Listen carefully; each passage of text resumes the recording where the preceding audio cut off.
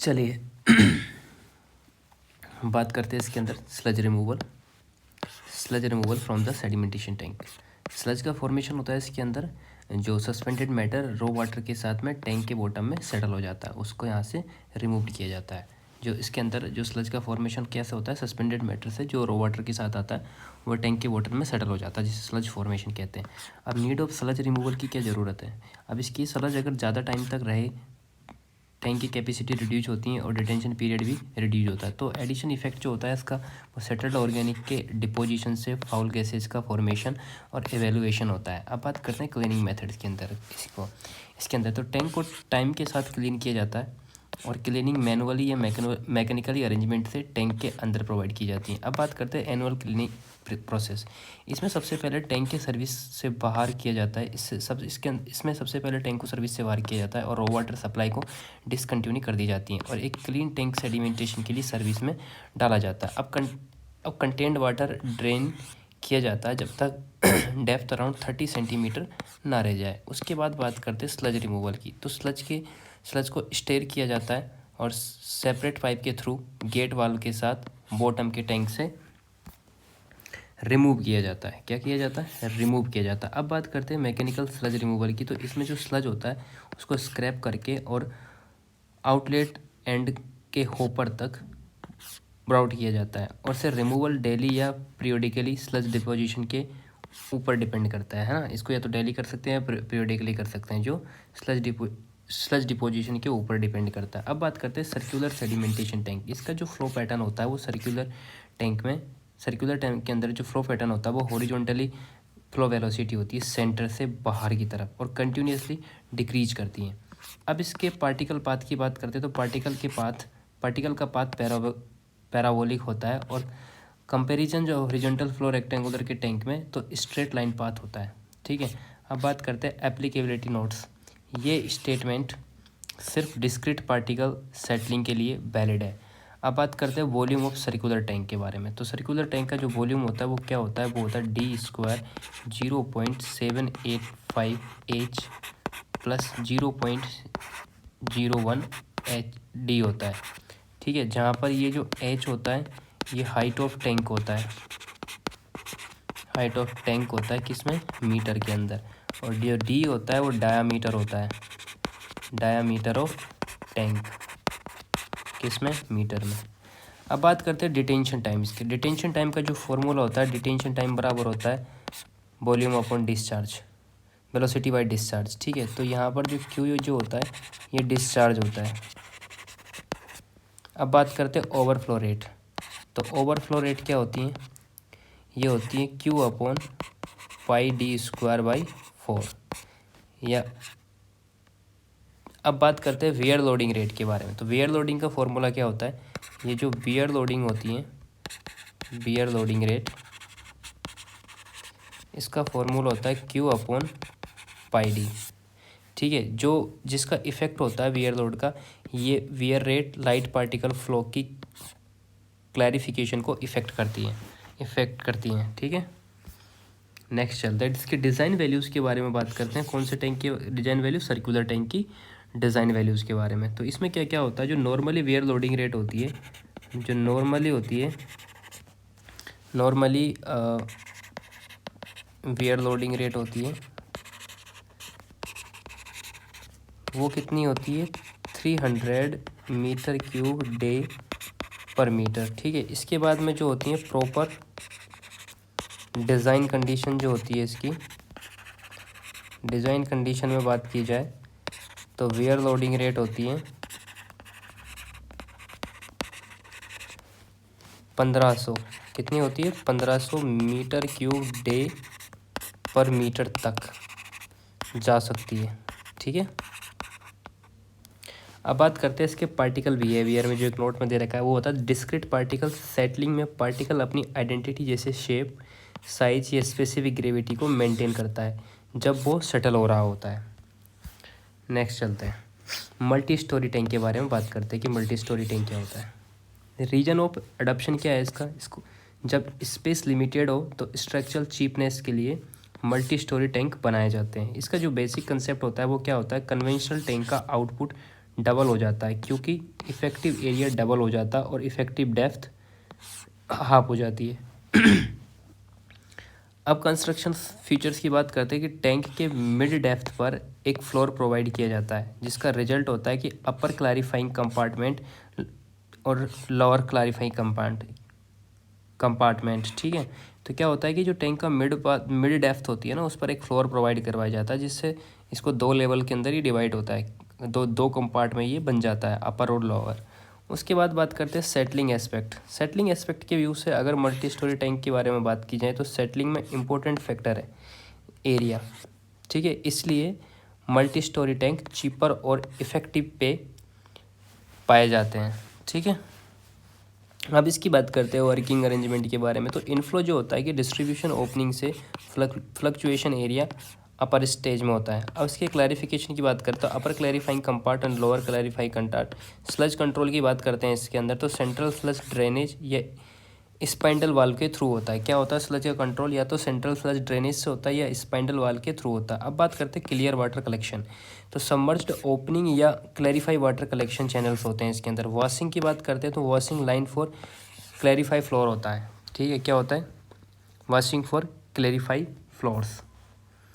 इसका typical examples की बात करें तो टैंक डिज़ाइन टू ट्रीट होता है 7500 मीटर क्यूब पर डे, जिसमें एक डाटा दे रखा है। गिवन क्राइटेरिया होता है जिसमें डिटेंशन टाइम होता है 20 minute, settling time for detection होता है 105 मिनट, टोटल कैपेसिटी इतनी होती है। अब बात करते हैं अपफ्लो बेसिन। ये अपफ्लो बेसिन क्या होता है इसके बारे में देखते हैं। ये दो तरीके के होता है, पहला होता है होपर बॉटम्ड स्लज ब्लैंक्ड बेसिन और दूसरा होता है पल्सेटर। अब बात करते हैं होपर बॉटम स्लज ब्लैंकेट के बारे में। किसके बारे में? Hopper बॉटम्ड sludge blanket basin. इसमें क्या होता है इसकी बात करते हैं। ये रो वाटर प्लस कोगलेंट इसमें एडमिट किया जाता है। क्या एडमिट किया जाता है इसके अंदर एडमिट किया जाता है raw water plus coagulant and inverted paramedical waste के बॉटम पर। ठीक है, अब इसका फ्लो पैटर्न समझे तो इसमें होता है वाटर स्लोली अपवर्ड मूव करता है और पहले से डिपॉजिटेड स्लज जोन के थ्रू, जो पहले से डिपॉजिट है ना स्लज जोन के अंदर, उसके थ्रू अपवर्ड फ्लो करता है। जिसके इफेक्ट क्या होता है, इससे फ्लक्चुएशन होती है, एंट्रोपी फ्लक्स का इंक्रीज होता है और क्लैरिफिकेशन ग्रेटली इंप्रूव होता है। इसका एप्लीकेशन होता है वाटर सॉफ्टनिंग प्लांट के अंदर। इसकी डिज़ाइन लिमिट की बात करें तो परमिसेबल मैक्सिमम अपवर्ड जो अपफ्लो जो होता है वो अराउंड 4 से लेके 4.5 मीटर पर आवर तक होता है। और सुटेबिलिटी जो होती है स्मॉल वर्क के लिए होती है less than 45,000 metre cube per day. ठीक है, उससे कम स्मॉल वर्क के लिए ये सूटेबल होता है। ठीक है, तो ये होपर क्या होता है, ये hopper bottom sludge blanket basin क्या होता है, इसमें जो रो वाटर जो कोगलेंट होता है वो एडमिट किया जाता है। कैसे? इन्वर्टेड पैरामेडिकल बेस के बॉटम पर। अब जिसका फ्लो पैटर्न होता है वो वाटर स्लोली अपवर्ड मूव करता है और पहले से ही डिपॉजिट स्लज जोन के थ्रू। ठीक है, अब इसके इफ़ेक्ट जो है, इफ़ेक्ट की बात करें तो ये फ्लक्चुएशन होती है, फ्लोकुलेशन होता है इसकी वजह से। ठीक है, एंट्रोपी फ्लो का इंक्रीज होता है, क्लैरिफिकेशन ग्रेटली इम्प्रूव होता है और जो इसके एप्लीकेशंस हैं वो वाटर सॉफ्टनिंग प्लांट के अंदर यूज होता है। और जो इसकी डिज़ाइन लिमिट होती है वो परमिसिबल मैक्सिमम अपफ्लो रेट के अंदर around 4 to 4.5 metre per hours होता है। अब इसकी सुटेबिलिटी की बात करें तो ये स्मॉल वर्क के लिए सुटेबल होता है, जैसे less than 45,000 metre cube per day के लिए। अब बात करते हैं पल्सेटर्स की, जो अपफ्लो बेसिन के अंदर दूसरा आता है पल्सेटर्स। ये क्या होता है, ये भी एक अपवर्ड फ्लो टैंक है। किस तरीके का टैंक है? अपवर्ड फ्लो टैंक है ये, जिसका बेसिस की बात करें तो स्लज ब्लैंकेट पर डिपेंड करता है। इसका जो स्लज होता है ब्लैंकेट पर डिपेंड करता है। अब इसका एडवांटेज क्या है, ये फ्लैट बॉटम का मेरिट है, जो फ्लैट बॉटम होते हैं उसके मेरिट है। और होपर बॉटम की ऑपरेशनल को सिंप्लिसिटी, उसको एकदम सिंपल वर्जन है, उसकी सिंपलिसिटी है। ऑपरेशन की बात करें तो वाटर एडमिट एट ए बेरिंग इनफ्लो रेट से होता है। जो स्लज ब्लैंकेट होता है वो expand during the maximum flow और कॉन्ट्रैक्ट जब इनफ्लो कम होता है। स्पेशल फीचर्स की बात करें तो पिस्टन स्प्रिंग इफेक्ट या पल्सवेटिंग मूवमेंट से वेरिएशन इनफ्लो होता है। जो पल्सिंग मूवमेंट से वेरिएशन इनफ्लो होता है। जो इसके स्पेशल फीचर्स होते हैं ना कि इसके पल्सुएटर के, जो पल्सेटर के जो स्पेशल फीचर होते हैं, ये पिस्टन स्प्रिंग इफेक्ट होता है इसके अंदर, ठीक है। और जो दूसरा होता है वो होता है पल्सिंग मूवमेंट।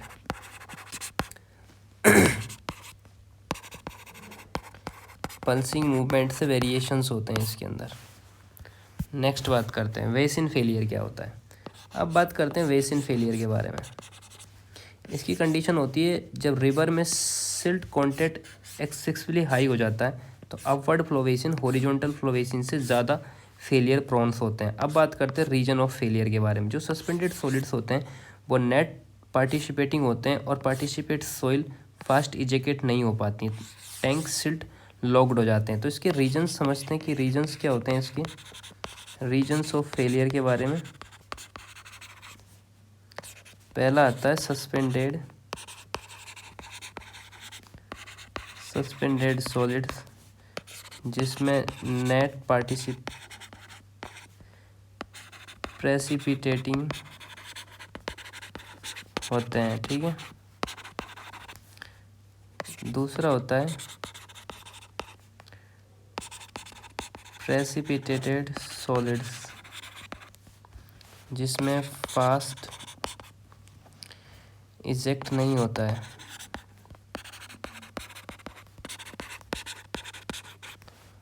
और टैंक सिल्ट लॉक्ड होते हैं।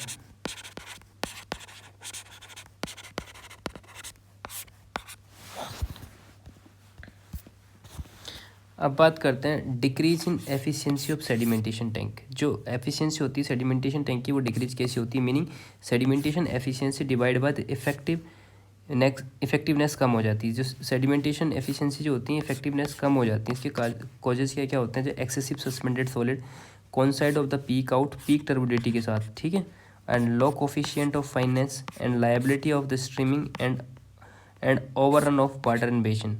जो वाटर बेसिन के अंदर जो रन होता है क्या होता है, ओवर रन होता है। इसके कॉजेज होते हैं एक्सेसिव सस्पेंडेड सॉलिड, ठीक है, coincidence of a peak output जो पीक टर्बिडिटी के साथ होता है, लो कोफिशिएंट ऑफ फाइनेंस होता है, लायबिलिटी ऑफ द स्ट्रीम होती है, ये सारी चीज़ें होती हैं। अब बात करते हैं सेडिमेंटेशन विद कोगुलेशन।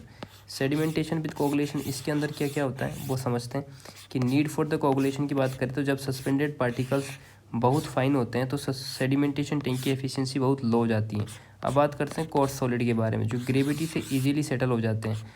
उसके बाद में बात करते हैं नॉन कोर्स कोलाइडल सॉलिड के बारे में, एफ्लुएंट के साथ पास हो जाते हैं। अब बात करते हैं कोलाइडल डिस्पर्जन के बारे में जो डिफाइंड से स्टेबल होते हैं, डिफाइंड एज स्टेबल होते हैं, है ना। जो कोलाइडल डिस्पर्जन होते हैं क्या होते हैं, एकदम स्टेबल होते हैं जब डिस्पर्जन के अंदर लिटिल और नो टेंडेंसी टू एग्रीगेट हो। कब होते हैं, जब लिटिल और नो टेंडेंसी टू एग्रीगेट होता है। तो कोलाइडल डिस्पर्जन जो होता है उसको स्टेबल बोला जाता है जब डिस्पर्जन में होता है। सेडिमेंटेशन विद कोगुलेशन की बात करते हैं तो कब नीड होती है, जब सस्पेंडेड पार्टिकल बहुत फाइन होते हैं या सेडिमेंटेशन टैंक की एफिशिएंसी बहुत लो होती है। तो इस स्थिति में कोर्स सॉलिड होते हैं ग्रेविटी इजीली सेटल हो जाते हैं, पर जो नॉन कोर्सेज या कोलाइडल सॉलिड होते हैं वो इफ्लुएंट के साथ पास हो जाते हैं। तो कोलाइडल डिस्पर्जन की बात करें तो इसको डिफाइंड एज स्टेबल होता है जब डिस्पर्जन में हो, लिटिल और नो टेंडेंसी टू एग्रीगेट हो। अब बात करते हैं requirement of settlement of colloids. Colloid के पार्टिकल का एग्रीगेशन एसेंशियल होता है। जो एग्रीगेशन रिक्वायर्ड जो होता है वो पार्टिकल डिस्टेबलाइजेशन या कांटेक्ट होने पर अटैचमेंट अलाउ करता है। उसके बाद में बात करता है एग्लोमरेशन डेस्टेबलाइज पार्टिकल का होता है। एग्लोमरेशन किसका होता है, डेस्टेबलाइज पार्टिकल का होता है। और जो पार्टिकल डेस्टेबलाइजेशन होता है कॉन्टैक्ट होने पर ये अटैचमेंट अलाउ करती हैं, ठीक है। अब बात करते हैं नेचर ऑफ कोलाइडल पार्टिकल की। इनका जो साइज होता है बहुत स्मॉल होता है, इसलिए surface area to mass ratio high हो जाता है इनका। Surface area to mass ratio बहुत ज़्यादा हाई होता है इनका। अब बात करते हैं definition of coagulation. Definition of coagulation की बात करते हैं तो कोलाइडल डिस्पर्जन के अंदर केमिकल ऐड करना होता है जिसका रिजल्ट होता है पार्टिकल डिस्टेबलाइजेशन या रिपल्सिव फोर्स का फोर्सेज कम हो जाते हैं। अब बात करते हैं कोगुलेंट के बारे में। तो कोगुलेंट में क्या होता है, जो केमिकल ऐड किए जाते हैं उसे कोगुलेंट कहते हैं। कोगुलेंट क्या होते हैं, जो केमिकल ऐड किया जाता है इस सेडिमेंटेशन प्रोसेस के अंदर उसे कोगुलेंट कहते हैं। इफेक्ट ऑफ कोगुलेशन के बारे में बात करें तो सरफेस चार्ज का रिडक्शन होता है, formation of the precipitable complex hydrous oxides के प्रेसिपिटेशन होता है। किसका होता है? कॉम्प्लेक्स हाइड्रस ऑक्साइड के इफेक्ट्स होता है ये कोगुलेशन के अंदर। ठीक है, सरफेस चार्ज का रिडक्शन हो जाता है इसके अंदर। नेक्स्ट बात करते हैं कोगुलेशन प्रोसेस के बारे में। तो agitated addition of the coagulant, जिसका फॉर्मेशन करते हैं flocculent suspension and insoluble precipitation. ठीक है, अब इसके जो फंक्शंस की बात करें तो अनडिजायर्ड कंस्टिट्यूएंट को एंट्रैप करके सॉल्यूशन से बाहर ले जाता है। जैसे एग्जांपल्स इसके होते हैं फॉर्मर फ्लोकुलेंट सस्पेंशन होते हैं जो ऑर्गेनिक सस्पेंडेड या कोलाइडल मैटर के लिए होते हैं। उसके बाद में बात करते हैं लेटर प्रेसिपिटेट्स जो फास्फोरस या हैवी मेटल्स होते हैं। अब बात करते हैं स्टेबिलिटी ऑफ कोलाइडल की। ये कोलाइडल पार्टिकल की जो स्टेबिलिटी होती है उसके बारे में बात करते हैं। तो ये क्या होती है? ये stabilize by and inorganic players होते हैं। ये ऑर्गेनिक प्लेयर्स ये पार्टिकल के अराउंड कलेक्ट हो जाते हैं एंड आयोनिक जो लेयर्स होती हैं प्रोएक्टिव एरियाज बनाते हैं जो क्लोज अप्रोच को इनहिबिटेड करते हैं। अब बात करते हैं ionic layer of the characteristics. Ionic layer characteristics की बात करें, thickness, surface charges, density depend करते हैं आयन कंसंट्रेशन एंड वैलेंसी पर। किस पर डिपेंड करते हैं? आयन कंसंट्रेशन एंड वैलेंसी के ऊपर। जो आयन लेयर कैरेक्टरिस्टिक्स होते हैं ये होती हैं थिकनेस, दूसरा होता है सरफेस चार्ज डेंसिटी, तीसरी डिपेंड करती है depends on ion concentration and valency पर। अब बात करते हैं जेटा पोटेंशियल के बारे में। ये मेजर ऑफ पार्टिकल स्टेबिलिटी होती है जो इंडिकेट करते हैं पोटेंशियल रिक्वायर्ड को और आयोनिक पेनिट्रेट करने के लिए होते हैं। हायर जेटा पोटेंशियल पार्टिकल ज़्यादा स्टेबल होता है। ठीक है, जेटा पोटेंशियल के बारे में बात की जाए तो ये measure of the particle stability होती हैं जो इंडिकेट करते हैं पोटेंशियल रिक्वायर्ड को आयनिक लेयर पेनिट्रेट करने के लिए। हायर जेटा पोटेंशियल पार्टिकल ज़्यादा स्टेबल होता है। अब ऑब्जेक्ट ऑफ द कोगुलेशन की बात करते हैं। ऑब्जेक्टिव ऑफ कोगुलेशंस के, तो ये जेटा पोटेंशियल को रिड्यूस करना या एग्लोमरेशन को अलाउ करने के लिए होता है। कॉमन कोगुलेंट्स जो होते हैं वो कौन कौन से होते हैं? एल्यूमिनियम साल्ट या iron salts. Aluminium salt, iron salt, lime और वेरियस पॉलीमर्स होते हैं जो कोगुलेंट एज ए वर्क करते हैं। कोगुलेंट एड की बात करते हैं जब फ्लो फॉर्मेशन पूरा हो तब ये एडेड किए जाते हैं। अब एडवांटेज ऑफ कोगुलेशन की बात की जाए तो हैवियर और फास्टियर सेटलिंग फ्लॉक्स होते हैं जो स्मॉल वेसन पॉसिबल होता है। मेन कोगुलेंट की डोज भी कम हो सकती हैं। अब बात करते हैं section of the coagulant, selections of the coagulants. ये वेस्ट कोगुलेंट एंड डोजेज होती हैं जो डिटरमाइंड बाय जार टेस्ट होती हैं एक्सपेरिमेंट में। सिलेक्शन ऑफ द कोगुलेंट कैसे होते हैं? बेस्ट कोगुलेंट एंड डोजेज के बारे में जो किसके द्वारा डिटरमाइंड की जाती हैं? जार टेस्ट से। अब बात करते हैं डिफ्यूज्ड डबल लेयर थ्योरी। ये क्या होती है डिफ्यूज्ड डबल लेयर थ्योरी? ये थ्योरी होती है कोलाइड्स की स्टेबिलिटी जो इलेक्ट्रिकली चार्ज पर डिपेंड करती हैं। किस पर डिपेंड करती है? इलेक्ट्रिकल चार्ज पे। प्राइमरी चार्ज जो ओरिजिन होता है वो पार्टिकल सरफेस एक चार्ज ग्रुप से या सराउंडिंग मीडियम से आयन का एडजॉर्प्शन से होती हैं। जो ये प्राइमरी चार्ज का ओरिजिन होता है वो कैसे होता है? पार्टिकल सरफेस के चार्ज ग्रुप से या सराउंडिंग मीडियम के आयन के एडजॉर्प्शन से प्राइमरी चार्ज ओरिजिन होते हैं। ठीक है, ये बेसिक कोलाइडल की स्टेबिलिटी क्या होती है? इलेक्ट्रिकली चार्ज किस पर डिपेंड करती हैं? ठीक है, ये कोलाइडल की जो स्टेबिलिटी होती है इलेक्ट्रिकल चार्ज पर डिपेंड करती हैं। अब बात करते हैं colloidal dispersion. Solid and aqueous plant जो फेजेज होते हैं क्या होते हैं? सॉलिड और एक्वासिस फेज बात करते हैं। As a whole net electrical charges नहीं होते हैं। ठीक है, इनका रीजन होता है कि पार्टिकल के प्राइमरी चार्ज को अपोजिट चार्ज के आयन बैलेंस कर देता है। अपोजिट चार्ज आयन बैलेंस कर देते हैं। जो पार्टिकल के प्राइमरी चार्ज को अपोजिट चार्ज आयन बैलेंस कर देते हैं ये वाटर फेज में होते हैं। ठीक है, इसके रीज़न होते हैं नेट इलेक्ट्रिकल चार्ज नहीं होते हैं। अब बात करते हैं इलेक्ट्रिकल डबल लेयर्स के बारे में। इलेक्ट्रिकल डबल लेयर्स क्या होती हैं? इसका फॉर्मेशन होता है सॉलिड वाटर इंटरफेरेंस पर होता है। जिस कंसिस्ट होती है जिससे चार्ज पार्टिकल से equivalent excess of the oppositely charged counter ions जो वाटर सरफेस के पास एक्यूमुलेट होते हैं। अब बात करते हैं काउंटर आयंस बिहेवियर के बारे में। इसके अंदर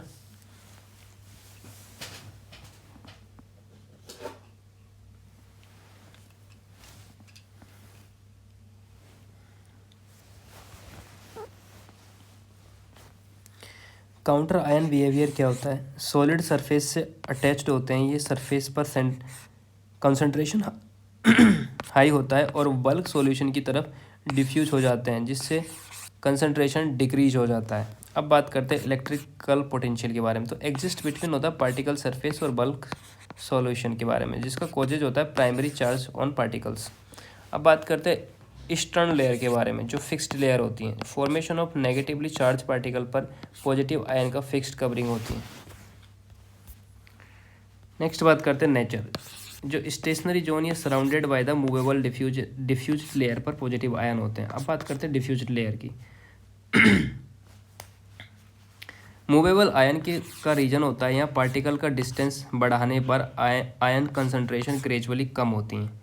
जेटा पोटेंशियल की बात करते हैं, इसकी डेफिनेशन होती है कि जो ईस्टर्न लेयर की सरफेस पर चार्ज का मैग्नीट्यूड होता है।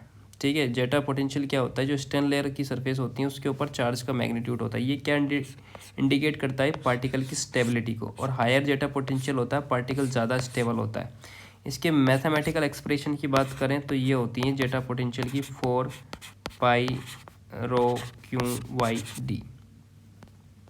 जो क्यू होता है वो क्या होता है? Charge particle, thickness of the zone of influence charge and dielectric constant of the medium. Significance देखते हैं इसकी, तो कोलाइड स्टेबिलिटी का एक्सप्लेनेशन होता है, कोगुलेशन का बेसिस होता है इसके अंदर।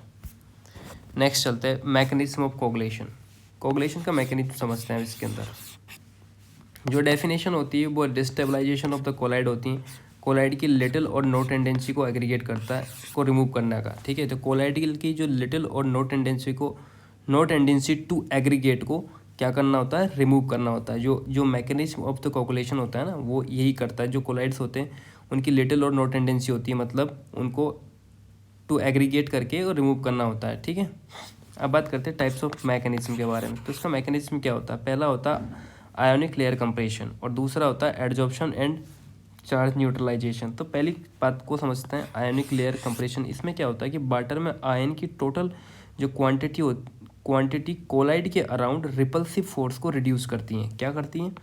वाटर में आयन की जो टोटल क्वांटिटी होती है वो कोलाइड के अराउंड रिपल्सिव फोर्स को रिड्यूस करती हैं, जो हाई आयन कंसंट्रेशन का पॉजिटिव आयन सरफेस की तरफ आते हैं। क्या होता है इसके अंदर? जो हाई आयन कंसंट्रेशन होता है वो पॉजिटिव आयन सरफेस की तरफ आते हैं और लेयर कंप्रेस होती हैं, जिससे attractive force, van der Waals force predominant हो जाता है। इसके जिससे जो रिजल्ट आता है वो होता है कि पार्टिकल साइज इंक्रीज होता है और सेडिमेंटेशन टैंक में रिमूव हो जाता है। अब बात करते हैं दूसरा, adsorption and charge neutralization. Adsorption and charge neutralization इसके अंदर क्या होता है? ये नेचर ऑफ आयन जो होता है इसमें क्वांटिटी से ज़्यादा इंपॉर्टेंट होता है, जिसमें एलम होता है Al3 और SO4-2 का फॉर्म होता है। ठीक है, जो SO4-2 होता है ये फॉर्म में रह सकता है या सोडियम या मैग्नीशियम जैसे कैटायन से कंबाइन कर सकता है। ठीक है, ये जो क्या होता है, इससे एलम का जो एडिशन होता है ना, इसके अंदर जो एलम का एडिशन होता है दोस्तों, यह Al3 और SO4-2 का फॉर्म करता है। जो SO4-2 इस फॉर्म में रह सकता है या सोडियम मैग्नीशियम जैसे कैटायन से कंबाइन कर सकता है। अब बात करता है Al+3 आयन का रिडक्शन। वाटर के साथ रिएक्ट करके AlOH, AlOH+, Al7OH17, AlO3 PPTH+ ion होता है। जो कैटायन बिहेवियर होता है ये करता है नेगेटिव चार्ज कोलाइड को सराउंड करते हैं। उसके बाद में सरफेस के लिए एफिनिटी होने का कारण एडजॉर्प्शन हो जाते हैं। अब बात करते हैं रिजल्ट, जो चार्ज न्यूट्रलाइजेशन होता है। ये फ्री कांटेक्ट पॉसिबल होते हैं और पार्टिकल साइज इंक्रीज होता है, जो सेटलिंग होती है जिसकी वजह से। अब बात करते हैं स्वीप कोगुलेशन। इसमें अंदर क्या होता है? एलम ऐड करने पर AlHO3 फॉर्म होता है, जो अमोर्फस या शेफलेस होते हैं, ये जिलेटिनियस स्टिकी प्रेसिपिटेट होते हैं। उसके बाद बात करते हैं कैरेक्टरिस्टिक्स, जो वाटर से हैवियर या ग्रेविटी से सेटल हो जाते हैं। कोलाइड्स बिहेवियर की बात करें तो फ्लोक में एंट्रैप्ट हो जाते हैं और रिजल्ट की बात करें तो कोलाइड फ्लोक के साथ सिस्टम से स्वीप हो जाते हैं। अब बात करते हैं इंटर पार्टिकल ब्रीजिंग। ये होता है लार्ज मॉलिक्यूल फॉर्मेशन होता है, जो एल्यूमिनियम या फेरिक सल्फेट वाटर में डिजोल्व होकर Al2O7 जैसे स्पेसीज होते हैं। अब बात करते हैं एक्शन की। एक मॉलिक्यूल्स होते हैं, कोई कोलाइड्स को अट्रैक्ट कर लेता है, कोलाइड असेंबल हो जाते हैं। अब बात कर रिजल्ट्स के बारे में, जो सेट लेवल मैस बन जाते हैं, जो पॉलीमर यूज होते हैं, जो अलोन या एलम आयरन के साथ होता है। अब बात करते हैं इंपॉर्टेंट नोट। इलेक्ट्रोस्टैटिक फोर्स के अलावा एडजॉर्प्शन भी डिस्टेबलाइजेशन में इंपॉर्टेंट रोल प्ले करता है। अब बात करते हैं selection of optimum dose of coagulation. तो क्या होता है इसकी dose, selection of optimum dose coagulation की? ये बेसिस ऑफ सिलेक्शन होता है। जैसे रिलेशनशिप स्टडी की बात करें तो pH of water, colloidal concentration and optimum coagulation dose होती हैं। कोलाइडल कंसंट्रेशन होता है या ऑप्टिमम कोगुलेशन डोज होती हैं जो सेटिस्फैक्ट्री कोगुलेशन प्रोसेस के अंदर होता है। अब बात करते हैं केस फर्स्ट के बारे में। इसका केस फर्स्ट होता है ये हाई टर्बिडिटी या लो एल्कलिनिटी ऑफ वाटर होता है। इसके नेचर ऑफ वाटर की बात करते हैं तो ये इजीली कोगुलेटेड होता है जो ऑप्टिमम कोगुलेट डोज से लो डोज एफिशिएंट होते हैं, सफिशिएंट होते हैं। केस फर्स्ट जो होता है ना वो हाई टर्बिडिटी या लो एल्कलिनिटी ऑफ वाटर होता है। नेचर ऑफ वाटर की बात करें तो ये इजीली कोगुलेटेड होता है और optimum coagulant dose low dose sufficient होते हैं। अब इसके रीजन की बात करें हम तो इसका रीजन क्या होता है, जो पीएच रिड्यूस होता है 4 to 6 में, जो आयनाइजेशन ऑफ द कोगुलेंट या फॉर्मेशन ऑफ AlOH3 या एक्वामेटलिक आयंस AlOH3 या AlOH2 के कारण होता है जिसका फॉर्मेशन होता है। बात करते हैं सबसे पहला जो केस था, इसको दोबारा समझने की कोशिश करते हैं कि इस केस में क्या था गाइस।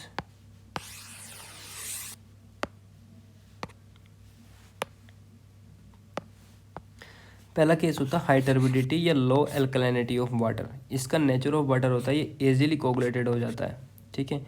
या ऑप्टिमम कोगुलेशन डोज जो होती हैं वो लो डोज सफिशिएंट होती हैं, जिसमें रीजन क्या होता है कि पीएच का रिडक्शन हो जाता है कितना 4 to 6% और आयोनाइजेशन ऑफ द कोगुलेंट होता है। इसका फॉर्मेशन कैसे होता है AlOH3 plus aqua metallic ion से, तो वो क्या हो जाता है, ये हो जाता है। मेटल आयन एब्जॉर्प्शन करते हैं कोलाइड्स पर और हाई सरफेस एफिनिटी के कारण सरफेस चार्ज न्यूट्रलाइज हो जाता है। अब दूसरा केस आता है हाई टर्बिडिटी। इस केस के अंदर क्या होता है हाई टर्बिडिटी के अंदर कि हाई एल्कलिनिटी ऑफ वाटर जो होता है, इफेक्ट ऑफ एल्कलिनिटी यानी कोगुलेंट एडिशन से वाटर ज़्यादा अफेक्ट नहीं होता है। तो पीएच बिहेवियर जो होता है इस स्थिति में वो पीएच रिडक्शन कम होता है और नेचुरल रेंज में रहता है, जिसके कारण कोगुलेशन मैकेनिज्म जो होता है वो adsorption and charge neutralization low turbidity water से कम इफेक्टिव होता है। इसकी रिक्वायरमेंट की बात करें तो higher coagulant dosages sweep coagulation ensure करने के लिए होती हैं, ठीक है। तीसरा केस आता है low turbidity high alkalinity of water. इसमें क्या होता है कि कोलाइडल कंसंट्रेशन जो होता है वो कम होती हैं, जिसका इफ़ेक्ट जो पड़ता है, इसका इफ़ेक्ट होता है लो डोज कोगुलेशन और यह लेस इफेक्टिव।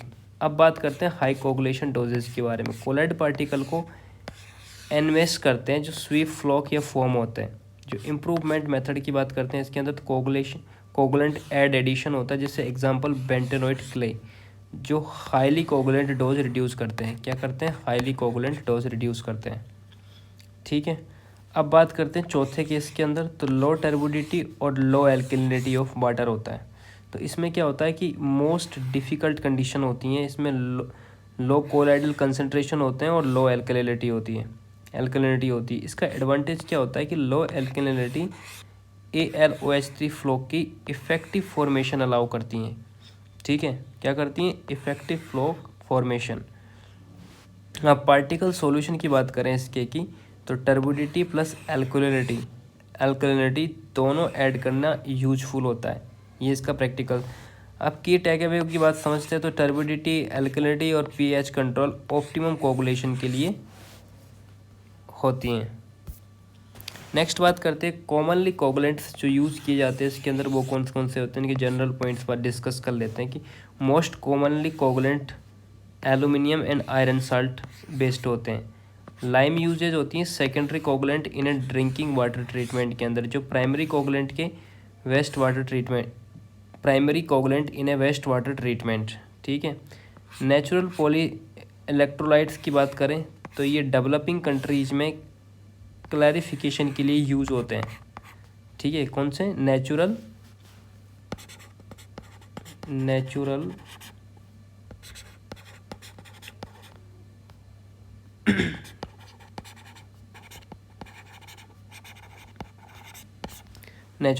पॉली इलेक्ट्रोलाइट्स, ठीक है। इन हम तो रूरल ड्रिंकिंग वाटर के अंदर टर्बिडिटी टेस्ट ऑर्डर को रिमूव करने के लिए होता है। जो कॉमन कोगुलेंट्स इसके अंदर ऐड किए जाते हैं, जैसे कौन कौन से, एलम हो गया, कोप्रेस हो गया, है ना, क्लोरीनेटेड कोप्रेस हो गया, सोडियम एल्यूमिनेट हो गया और लाइम हो गया। ये 5 ऐसे कोगुलेंट्स हैं जो ऐड किए जाते हैं पानी के अंदर कॉमनली। अब इनको एक एक समझते हैं।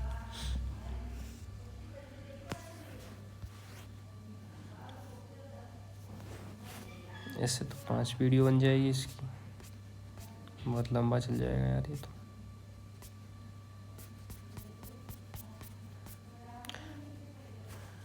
चलो ठीक है, अगली वीडियो में पढ़ेंगे, क्योंकि वीडियो बहुत बड़ी हो जाएगी, नहीं तो फिर ये स्टोरेज की बहुत शॉर्टेज चल रही है हमारे पास में, डेटा कहाँ स्टोर करें।